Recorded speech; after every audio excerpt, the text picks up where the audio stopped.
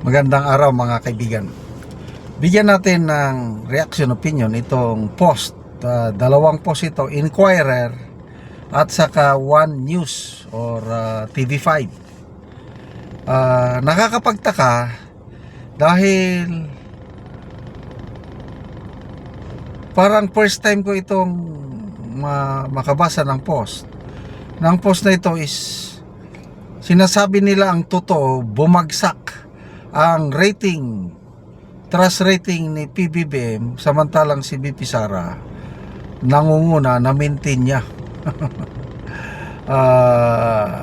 Baka sarili ko lang itong obserbasyon, baka ang iba hindi. Basta basta mainstream media, Inquirer, TV5, Philippine Star, kung ano ang maganda kay PBBM pinapublish. Yung kay BP Sara hindi masyado. Ang negative ni BP Sara ang pinapublish. But this time around, parang nagbabago na ang ihip ng hangin. Ito, ang caption dito is PBBM trust rating falls, bumagsak. Yan, sinasabi nila ang totoo. To 34%, BP Sara maintains 57 ratings. SWS survey. O di ba masarap basahin dahil panalo si BP Sara. Sinasabi nila kung ano ang totoo. Sana ganito palagi. Yung patas lang ba? Kaya lang, ulitin ko, obserbasyon ko lang itong tatlong mainstream media, kung ano ang maganda para kay BBM, yan ang hina-highlight palagi. Kung ano ang negative kay BP Sara, yan ang pinapakita. But this time, parang himala. Kung ano ang totoo, yun ang sinabi. Na-maintain ni BP Sara ang kanyang trust rating. Samantala si PBBM bumabagsak, 34 na lang.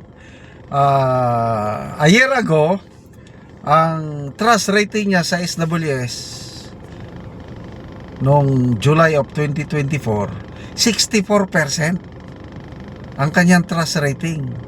Ngayon 34 na lang. Pababa yung trust rating ito, iba naman net satisfaction rating. Si BBM negative 7 ang kanyang net satisfaction rating. Si BP Sara is positive 31. Wow. Maintains. Na maalala ko yung pahayag ni Professor Clarita Carlos. Sabi niya a few months ago, if BP Sara maintains her numbers, she will become the president in 2020. Sa ngayon hindi lang namimintin, napapataas pa niya. Sana magdilang anghel si Professor Clarita Carlos at ito namang mainstream media, sana ganito na palagi, na patas lang, wala mo nang papaboran. Malay nyo, magkakatotoo na maging presidente si BP Sara, wala kayong alalahanin. Kasi hindi naman forever ang nasa palasyo ngayon. Maliban lang kung ituloy nila yung plano nila na charter change. Di ba yan ang naisiwalat bago itong impeachment trial ni BP Sara? Ayun, charter change kuno. Mabuti na lang na-booking at ngayon medyo tahimik na sila. So,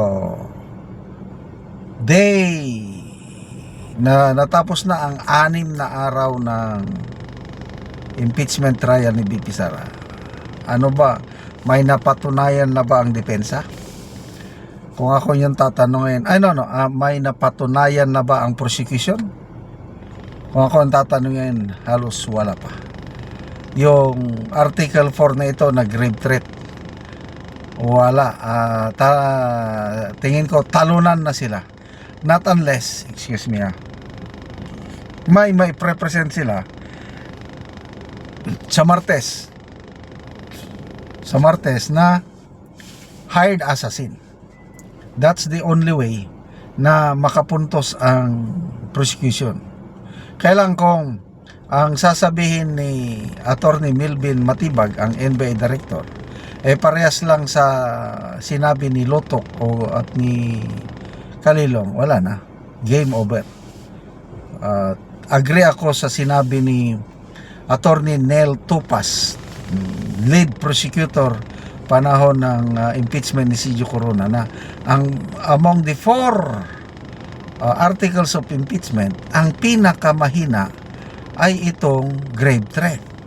Ay nagtataka si Attorney Tupas, bakit inuna ang grave threat? Dapat daw ang inuna yung pinakamalakas. So anong pinakamalakas? Either ill-gotten wealth or yung confidential funds na issue. Narinig ko sa Attorney Edward Checo, inuna daw nila itong grave threat dahil may ebidensya silang hawak. Ano yung ebidensya? Yung video ni Bibi Sara. Yun lang. Kaya lang, kung yun lang, wala nang iba, ito may mahinang ebidensya. Kasi yung video na yun na nagsasalita si Bibi Sara na nagbabanta, it will not prove a point na, kasi conditional threat yung sinasabi niya na pag mamamatay ako, saka lang mangyayari din na mamamatay sila. So, namatay na ba si Bibi Sara? Wala naman, buhay siya. Ibig sabihin, walang silbi. Stupid yung kanyang threat. Stupid. Yan ang description ni Congressman Edgar Erese. Stupid ang threat. It was born out of anger. Kaya mas tanga, sabi ni Congressman Erese, mas tanga ang mga taong naniniwala sa threat na ito. So yung prosecution, tanga. Salamat mga kaibigan sa inyong pagsubaybay sa channel na ito.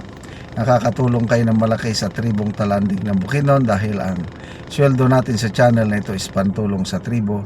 Namimigay tayo ng libreng yero at pako para makapagpatayo sila ng mas maayos na tirahan. Panoorin nyo ang video na ito. Anak ko diri sa balay ni Jeric Dagumay nga taga Sitio Kalapat, Tagbak, Talakag, Bukidnon. Sumuna ni ang iyang balay nga bag-o niya nga balay, trapal lang unta ang iyang gina atop. So karon natabangan siya og yero, sumuna ni ang iyang pulihan. Og mao na ni ang gihatag nga yero nga 5 ka buok nga 10 ug 5 pod ka 8 napulo tanan.